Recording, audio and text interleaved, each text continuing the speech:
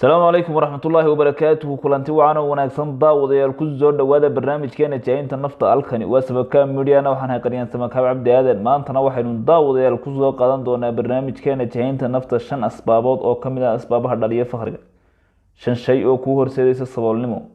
Haddii aynu ku soo dhawaano daawadayal shayga kood waxa uu noqonayaa waxa aad rabtaa si degdeg ah inaad u taajirto, waxaad rabtaa inaad si degdeg ah caqabadaha ku hortaagan u gudubto, ma jeclid inaad si tartiib ah u socoto ee waxaad doonaysaa inaad degdeg wax walba ku gaadho.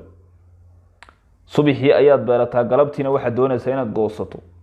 Hadday taasi kugu jirto waana dhalinyarada Soomaaliyeed ay wax badan u noqdaan shaqaale, waayo qofku inuu shaqaale noqdo 200 bishii qaato waxa uu ka doorbiday ama inuu istaraatiijiyad samaysto iyo qorshe uu dhaqaale ku samaysto waqti ka qaata 3 sano 4 sano ka qaatana waxa uu ka doorbiday inuu 200 qaato oo shaqaalenimo u haado.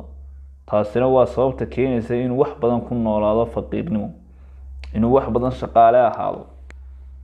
ka maaran inaad shaqaale noqotid, kana maaran inaad si degdeg ah u raadiso waxaad isku daydaa inaad qorshe samaysato aad waayo badan dabadood dheefsato.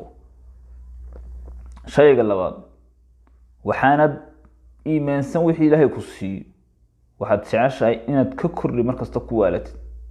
haddii aanad wixii alla ku siiyo aanad iimaansan, wixii ku soo gala haddii aanad ku qancin, waxaad ogaataa inaad iyadana faqiirnimo ku waarayso.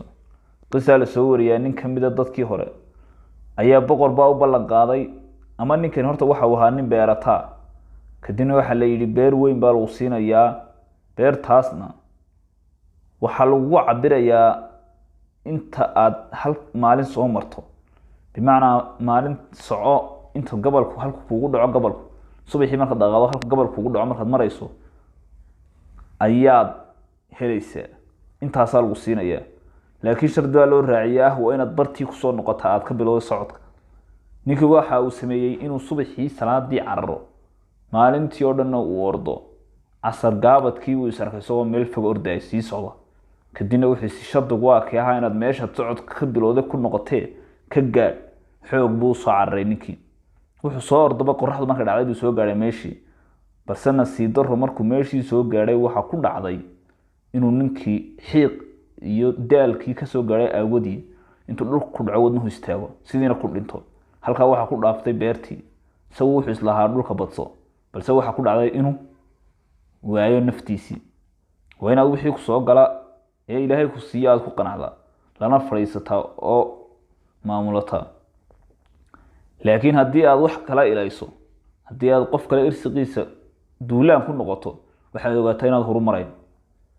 shayga saddexaad waana shayga ugu weyn ee khaladaadka dadku galaan, waa shayga dadka inta badankooda caqabada ku ah, waxaanad waxba ka baranin khaladaadkii ku dhacay, khaladaadkii ku dhaafay ee kugu dhacay baanad waxba ka baran.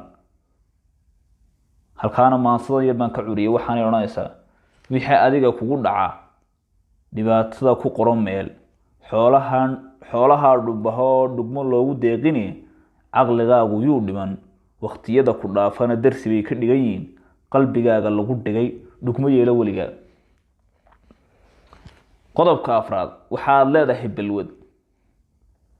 tanna waa ta dhalinyarada ummadda Soomaaliyeed ragaadisay. waqtigaaga, maalkaaga, maankaaga iyo caafimaadkaaga iyo naftaada dhammaanteed waxaad u hibaysay oo aad si daroogo sida qaadka iyo sigaarka iyo khamriga iyo maandooriyaasha kale.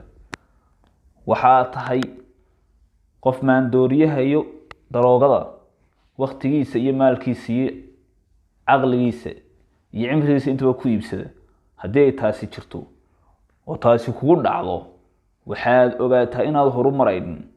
dulli kama baxaysaan intaad qaad daldalaysaan ee daroogada qofkii laasimaa waa dulloobaa weligiiba, waa kii dib dhaca wahab dul saaraan. saddexan beed waxay ku leeyihiin daroogada horta qofkii laasima waa dullooba, dullina kama baxaysan inta qaad daldalaysaan, inta qaad daldalaysaan weligiiba waa kii dib dhaca ee wahab dul saaraan. qofka daroogada iyo maandooriyaha isticmaala ee balwadaha lihi dadka kale uma eeka, mana horumari karo. waxaanu ku nool yahay nolol ah ana dhiban ana noolaa. waxaad ama shayga shanaad aynu kusoo gabagabayno waxa weeyaan waxaad waqtiga ku luminaysaa waxyaabo aan faa'iido lahayn.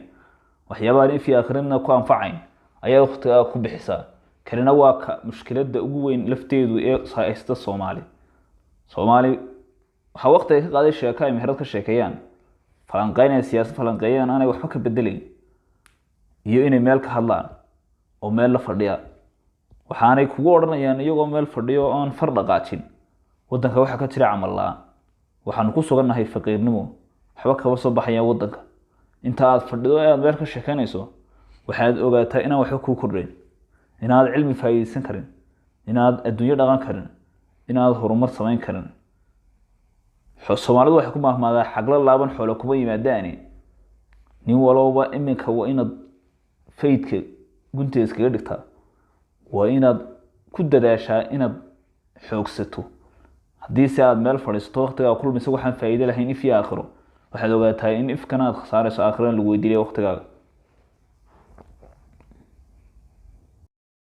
عجيب وحان كلو كحسوستا حكمت دهيسا جرتا مركبك marka uu yaalo xeebta loogama cabsi qabo inuu quuso laakiin taas ma wixii loo sameeyay marka xeebta iska yaal markabka inuu quuso ma looga cabsi qabo sababtoo carrada iska yaal laakiin taas looma sameeyo markabka inuu badda dhex tago taas marka waxay ku tacalluqdaa qofka bini aadamka mar walba oo waxba uusan isku day sameyn inuu qasaaro macnaha ishaga wuxuu ku qasaaro ma walba soo inaad marka hore dhaqaaqdo oo wax sameeyso oo markaas qasaariyo faa'iido alla kulanto